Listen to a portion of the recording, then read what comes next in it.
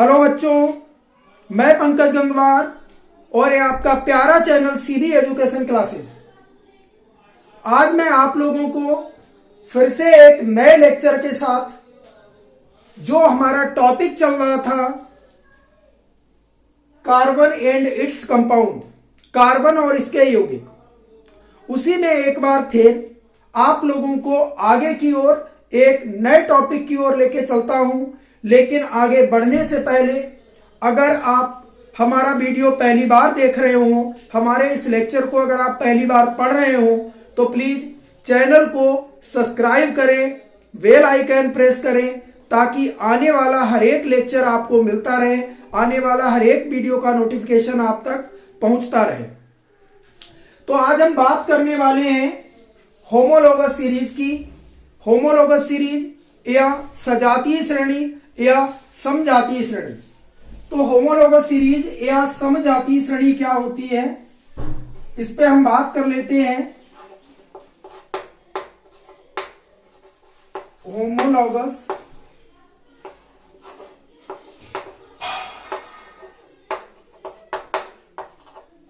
Series.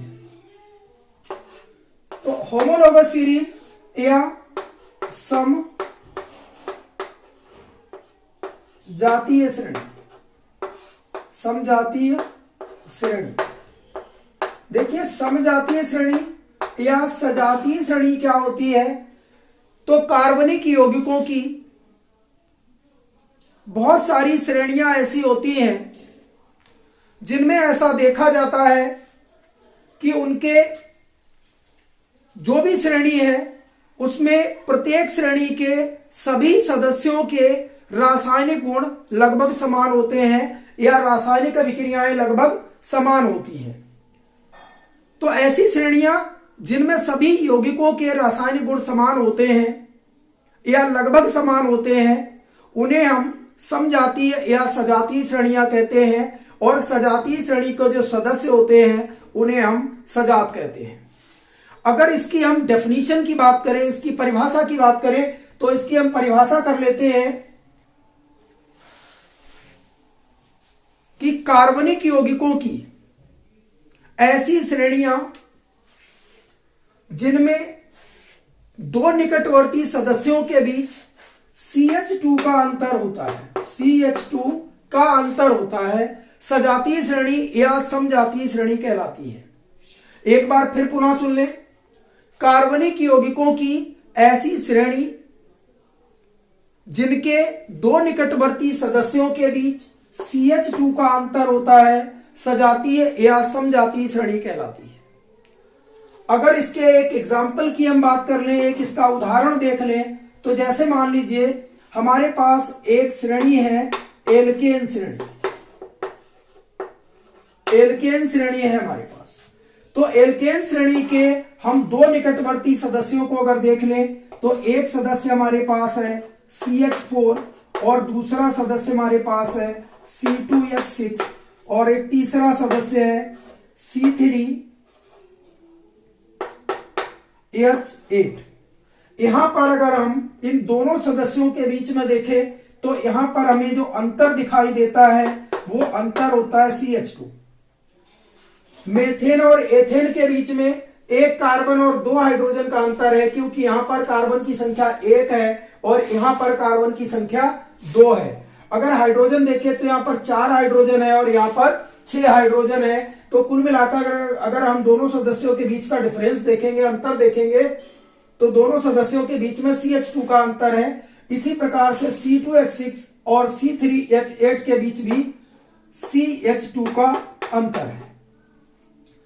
तो जब यहां पर 3 निकटवर्ती सदस्य देखे गए हैं और तीनों के बीच में आपको CH2 का अंतर दिखाई दे रहा है, तो हम ये कह सकते हैं कि ये तीनों ही सदस्य एक श्रेणी के हैं या एक सजातीय श्रेणी के हैं, और इन सभी सदस्यों को हम सजात कहेंगे, क्योंकि एक ही श्रेणी के जितने भी सदस्य होते हैं वो सजात कहलाते हैं और इनके लक्षणों में काफी समानता देखी जाती है।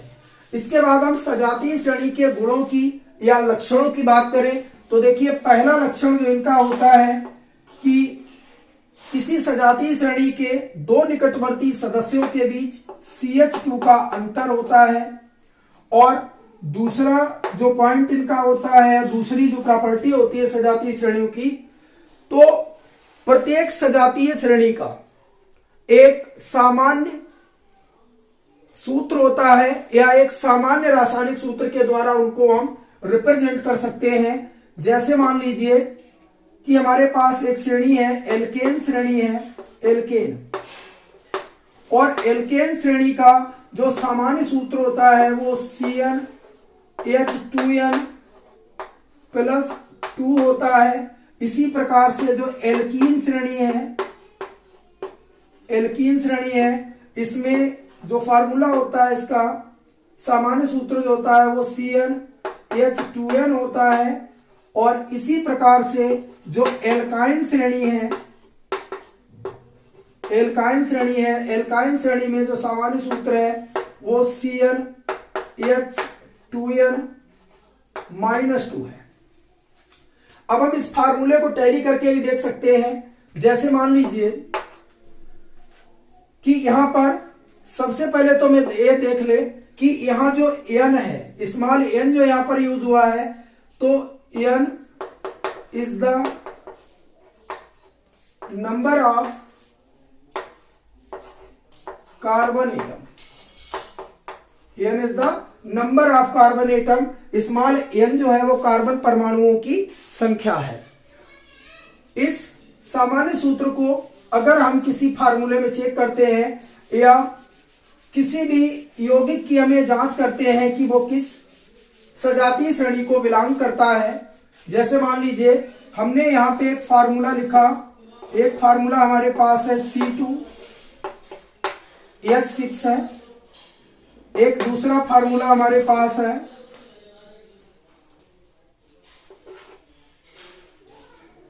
C2H4 है, और एक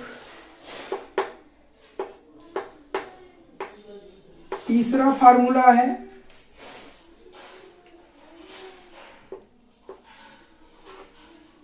C2H2। इन सभी की हम श्रेणी देख लेते हैं। तो ये किस श्रेणी को बिलोंग करता है। यहां पर टोटल जो संख्या आई है, कार्बन 2 है और हाइड्रोजन 6 है।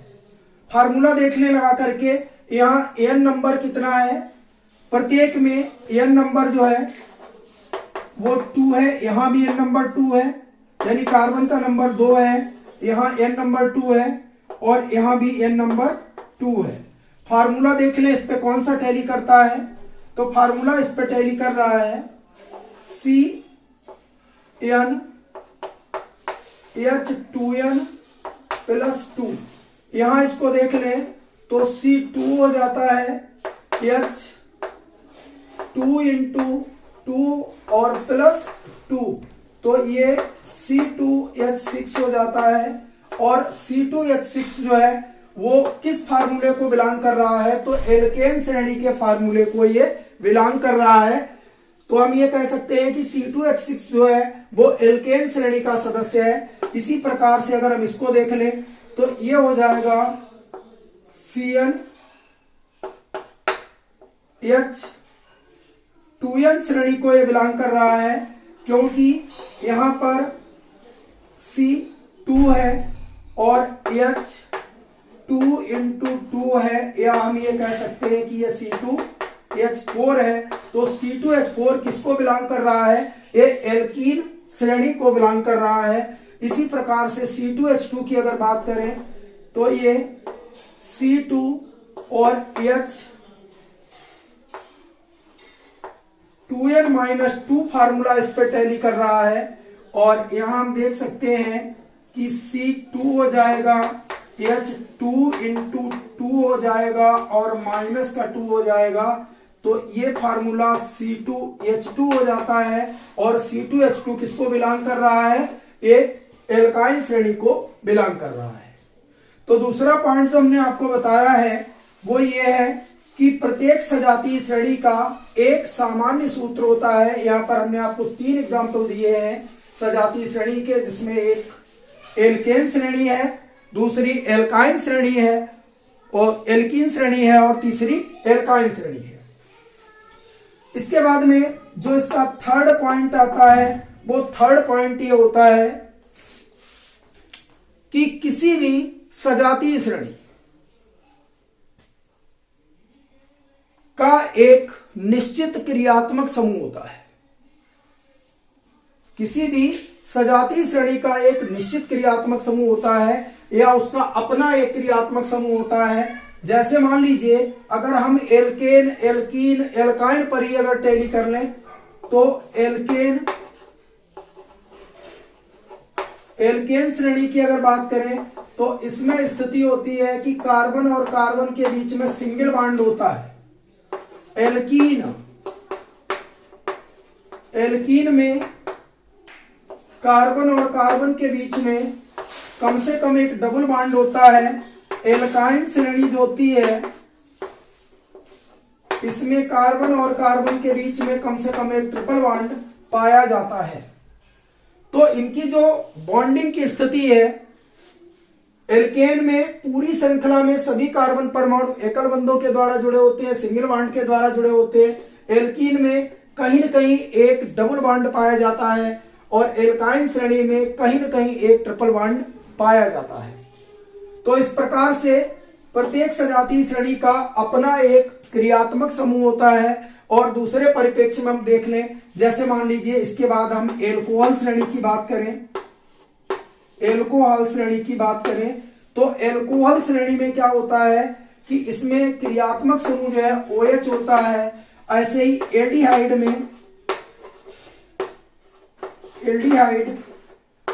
श्रेणी में CHO होता है।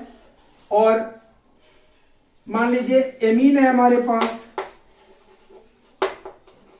एमीन श्रेणी है तो एमीन की जो श्रेणी है उसमें NH2 फंक्शनल ग्रुप होता है, NH2 क्रियात्मक समूह होता है। तो हमने इतने और क्रियात्मक समूहों की बात की। इसमें एक चौथे पॉइंट की हम और बात करते हैं। एक अन्य प्रॉपर्टी भी होती है सजातीय श्रेणी की।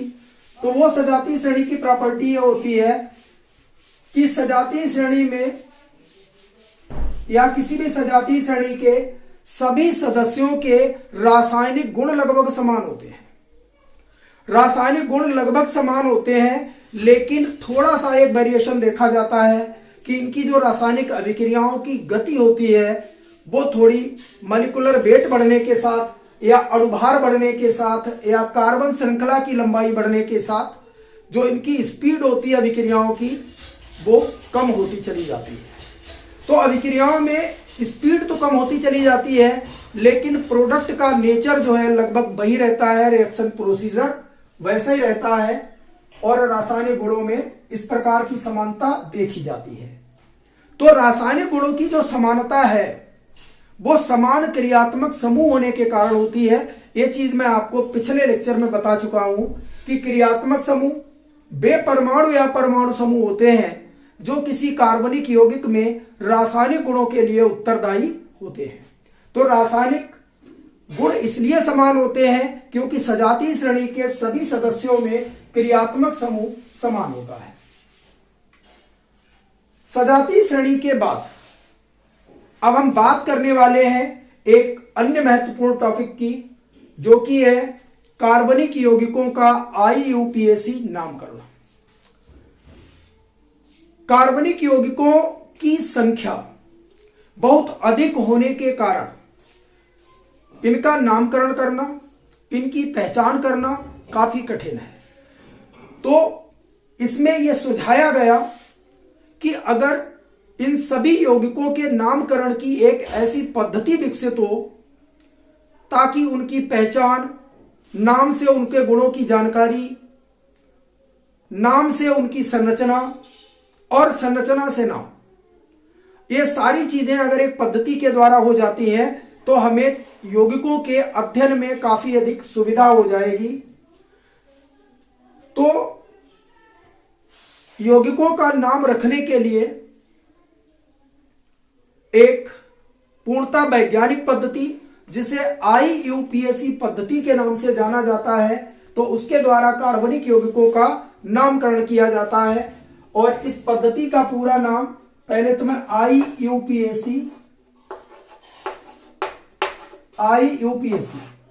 आईयूपीएसी पद्धति जो है, इसका पूरा नाम जो है वो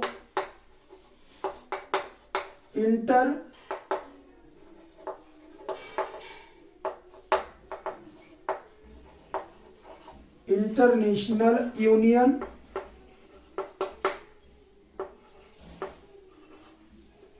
ऑफ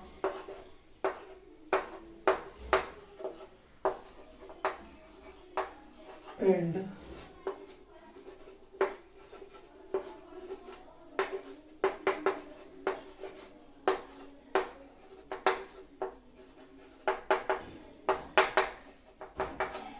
ठीक है, international union of pure and applied chemistry है आईयूपीएसी पद्धति का पूरा नाम। International union of pure and applied chemistry है। International union of pure and applied chemistry, तो इस पद्धति का यह पूरा नाम है। और इस नाम के बाद यह भी हमें जानना जरूरी है कि आईयूपीएसी पद्धति द्वारा नामकरण के नियम क्या है। नामकरण के नियम पढ़ने से पहले इसमें हमें कुछ चीजों का ज्ञान होना आवश्यक है। सबसे पहले आईयूपीएसी नामकरण की इस पद्धति में कार्बनिक यौगिक में उपस्थित कार्बन परमाणुओं की संख्या किस प्रकार से व्यक्त की जाती है, तो हम उन संख्याओं का सबसे पहले अध्ययन कर लेते हैं। और यह संख्या हमें बहुत लंबी चौड़ी नहीं याद करनी है। हम जो हमारा लेवल है, जिस लेवल की अभी हम बात कर रहे हैं, हम 10th क्लास की बात कर रहे हैं, तो मुझे लगता है कि आप 1 से लेकर 10 तक कार्बन परमाणुओं की संख्याओं को कैसे व्यक्त करते हैं ये हमें देख लेना चाहिए। तो हम बात कर लेते हैं कि यहां पर कार्बन परमाणुओं की संख्या किस प्रकार से व्यक्त की जाती है।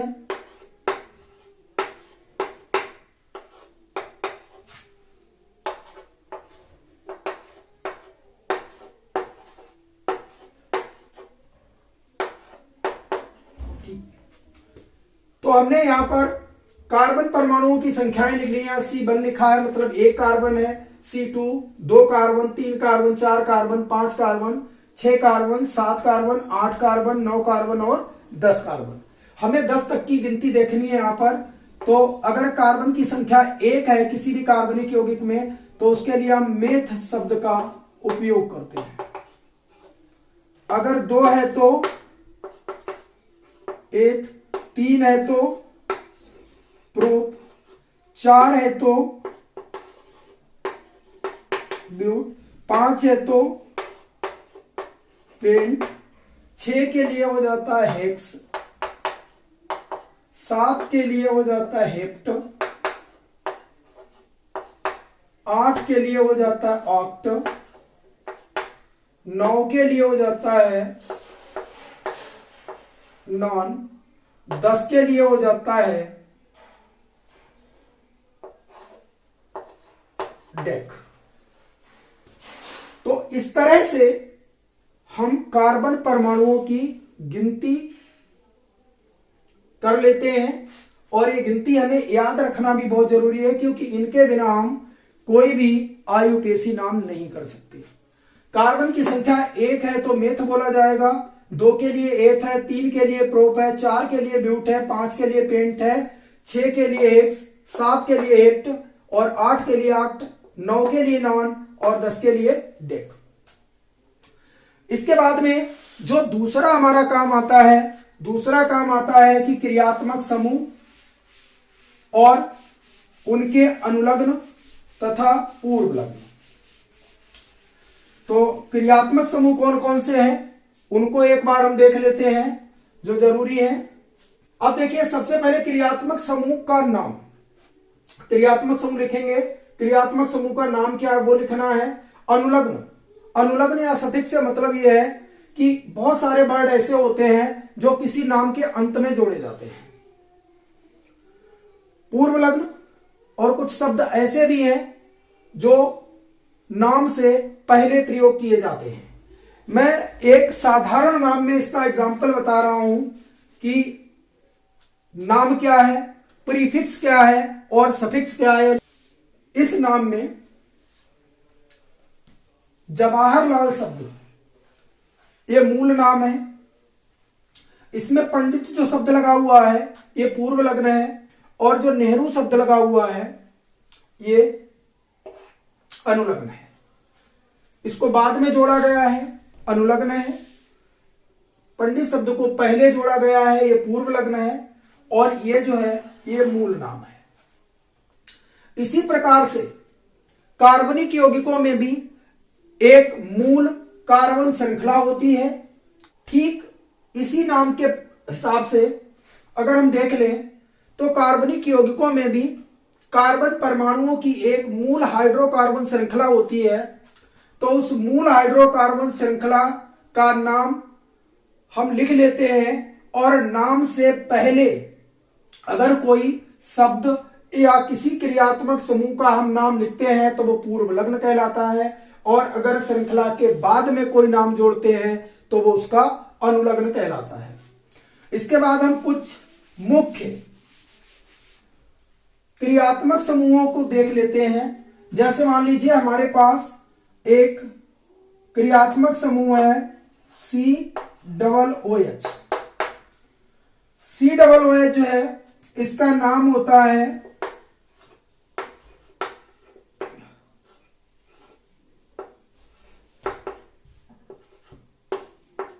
Carboxylic acid. सफिक्स इसका होता है ओइक एसिड, और प्रीफिक्स इसका होता है कार्बोक्सी होता है। इसके बाद CHO एल्डिहाइड होता है,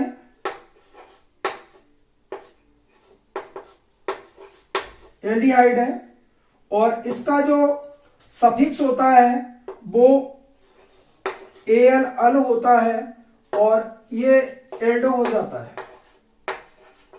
एल्डो हो जाता है। कहीं कहीं पर फार्माइल भी लिखा होता है। और इसके बाद में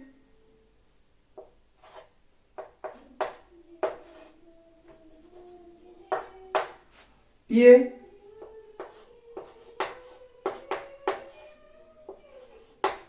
कीटोन होता है, और इसका अनुलग्न ओन होता है, और इसका जो पूर्व लग्न है वो ऑक्सो या फिर कीटो होता है, ऑक्सो या कीटो होता है। तो यहां 3 ग्रुप अभी मैंने लिखे हैं, मैं भी और लिख रहा हूं चूंकि जगह कम है थोड़ी बोर्ड पर, तो इसलिए आप इनको एक बार देख लें, और वीडियो में अगर लिखना नोट करना चाहें तो स्क्रीनशॉट कर लें, या फिर आप इसमें दोबारा जो है धीरे इसकी स्पीड कम करके आप इसे देख सकते हैं।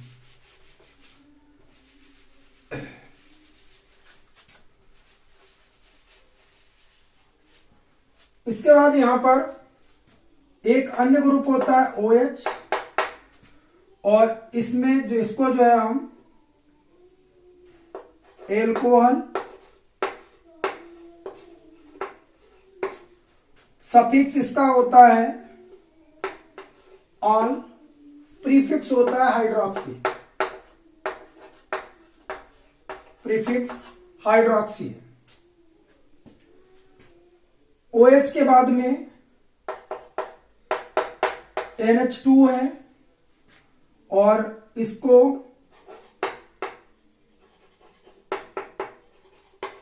एमीन बोलते हैं।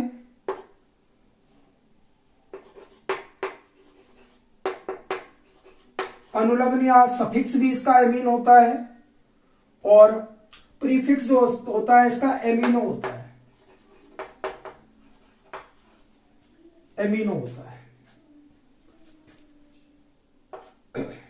एमीन के बाद में X हाइड्रोजन होता है, ये FCl Br है और I है। FCl Bri, fluorine, chlorine, bromine और आयोडीन, ये तत्व तो हैलोजन कहलाते हैं और इसको हम कॉमनली X से रिप्रेजेंट कर लेते हैं। तो यहां पर इसका जो नाम है, तो नाम तो यहां पर हम हैलोजन लिख देते हैं, हैलोजन, लेकिन इसमें सफिक्स नहीं होता है, प्रीफिक्स इसका होता है हैलो। हैलो का मतलब यह हुआ कि जो भी हैलोजन है उसके नाम के अनुसार, इसी रिदम के अनुसार नाम उसका रखा जाएगा।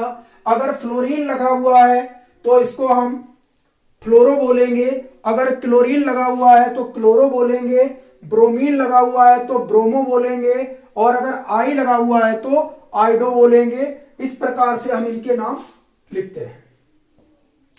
इसके बाद हम दो क्रियात्मक समूह और लिख लेते हैं, और वो है एल्केन, एल्कीन और एल्काइन।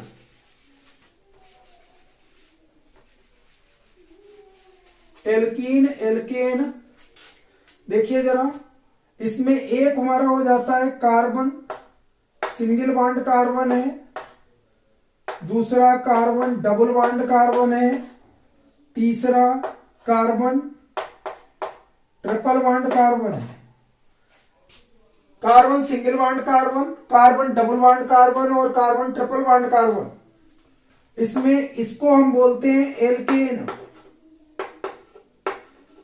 एल्केन, अगर एल्केन श्रेणी है तो इस तरह की स्थिति होती है जो अभी बताया था। ये एल्कीन श्रेणी के लिए होता है, और ये जो है कंडीशन वो एल्काइन श्रेणी के लिए होती है, एल्काइन श्रेणी के लिए होती है।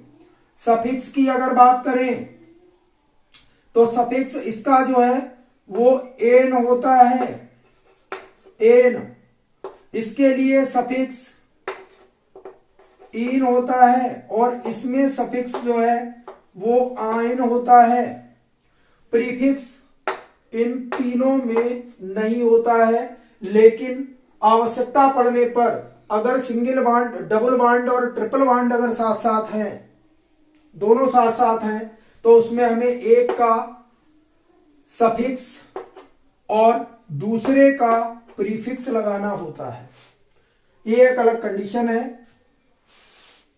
तो आज के लिए आप लोगों को ये काम भी है कि अगर आप आज की जो बताई हुई चीजें हैं, आज की जो पढ़ाई हुई चीजें हैं, इनको आप अच्छे से पढ़ लीजिए, समझ लीजिए, और इसके बाद अगर ये आपको याद होती है तो मैं आपको निश्चित रूप से कार्बनिक यौगिकों के IUPAC नाम करना बता दूंगा, जो शायद आप कभी नहीं भूलेंगे। और इसके साथ ही आज का लेक्चर हमारा यहीं तक। अगले लेक्चर में, अगले वीडियो में पुनः मिलते हैं। तब तक के लिए धन्यवाद।